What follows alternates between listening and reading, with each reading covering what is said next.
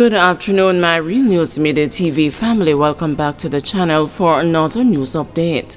And in the news this afternoon, family in Zion Trelawney seeking to rebuild after traumatic experience. Alethea Hilton and her two children are now homeless.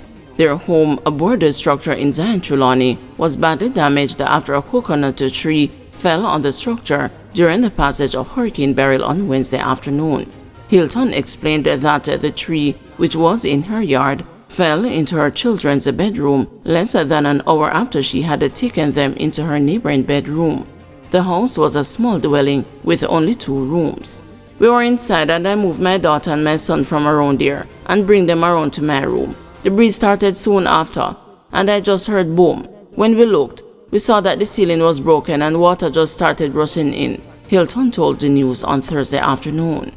Wet clothes hung to dry around Hilton's yard told a vivid story of what took place the day before as Hilton's roof caved in, rendering the home unlivable. She shared that her children, aged 8 and 15, have been left frightened after experiencing a hurricane for the very first time. This was their first experience and it was very traumatizing for them. It was a lot of rain, so the whole house flooded out, Hilton said, noting that the loss of her home is an added devastating blow. She explained that her children, who attended the nearby Granville Infant and the Primary School and the St. James High School in the neighboring parish, will be greatly affected by this loss. This is a big pushback for me. My son just got prefect at school, and me no know how me go start them for the new school year because me have to build back, she said. This can't fix. We have to pull it down completely and start all over again. Hilton, however, was grateful for the help of her neighbor, who she said ran to her family's aid on Wednesday afternoon after witnessing the tree fall on the house. We had to stay over our house. We couldn't stay there. Water just started to rush inside, so we couldn't stay in here. The whole house was soaked, she said. In the meantime, she is hoping to quickly rebuild her house to provide a home for her family. I built this house and then I went to Kingston to work. I moved back to Trelawney when COVID hit Jamaica in 2020. I will be trying to rebuild because my children need a home, said Hilton. Woman injured by zinc, houses damaged by fallen trees.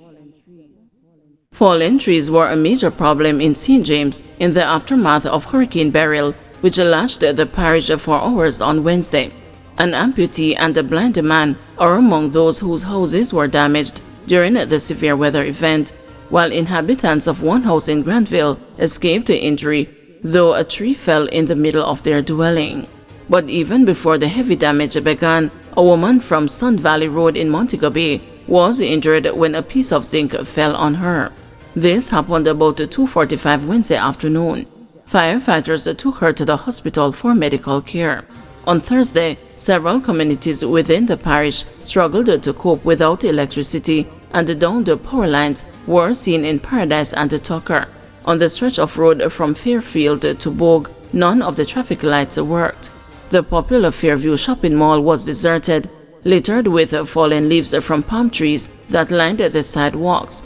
The Ruby's gas station at Megamart was still shuttered, like many other business places in the city, and there were long lines at a Texaco gas station as motorists tried to fill up on petrol.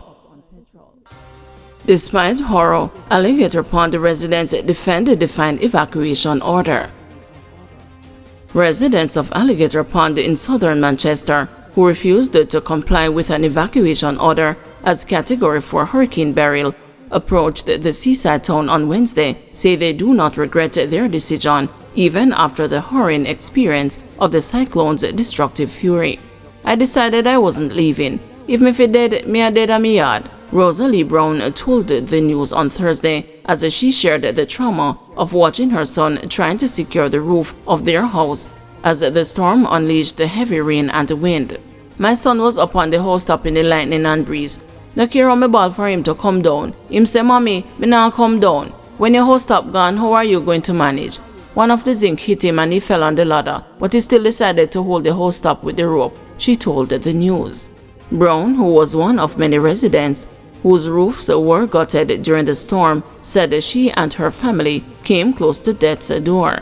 I sat down and I prayed and I said, "God, help him," Brown shared adding that at one point her son had told her to leave the house. "I said to him, me nah leave the yard. If I saw, the whole of we are dead in here," Brown related. Her niece Susan described the storm as terrible, but said their decision to defy the evacuation order was justified. "If we did leave Alligator Pond, we would know how down here would stay. We lost our whole stop. I don't regret it. If I had left Alligator Pond and go over to New Forest, I would have been fretting about down here," she said. Unlike Susan and her aunt, a family of 3 was left with just the foundation of what was once a 2-bedroom board house. The family, a man, the mother of his child, and his 2-year-old son, had to seek refuge from strong winds in a concrete bathroom with a slab roof for close to 2 hours during the hurricane.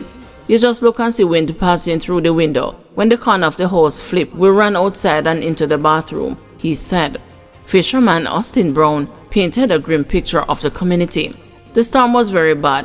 It mashed up a lot of places down here. It took off a lot of roofs. I never know say I saw the storm did dangerous. The sea rise and you just hear the sea roll like rolling calf. A lot of people are homeless right now. In the village, almost every house top gone," he said. "From 3 o'clock until about 5 o'clock we are go through it very hard. All that was going through my mind is that my house should have deck, and I pray to God to hurry up and make it pass. Sorry for the people whose house leaked down flat. Only the foundation leave," he said, adding that he didn't evacuate the area as he needed to secure his house. "You know, people not going to run leave them place just like that. You have your things in your place and your valuables. You're not going to really run like that," he said. Electricity restored to 80,000 GPS customers. The Jamaica Public Service Company says it has restored power to 80,000 customers across the island in the last 24 hours. It says that the areas restored are predominantly in Kingston and St. Andrew, St. Catherine, and St. Thomas, with several Trelawney and St. James customers scheduled to be back on the grid early today. The company says over 315,000 customers, or 45% of customers, now have electricity. It says that today it will begin working to restore power to customers in the parishes of Kingston and St. Andrew, St. Catherine, St. Thomas, St. Mary, Portland, Trelawney, St. James, St. Anne, and Manchester. Courts to remain closed island-wide. The judiciary of Jamaica is advising the public that due to the effects of Hurricane Beryl, all courts across the island will remain closed on Friday. It added that during the closure of the courts, a comprehensive assessment will be done to evaluate any damage and to ensure that the premises are safe for the resumption of operations. The judiciary said it anticipates that normal court proceedings will resume on Monday, July 8, pending the outcome of the assessment and any necessary repairs.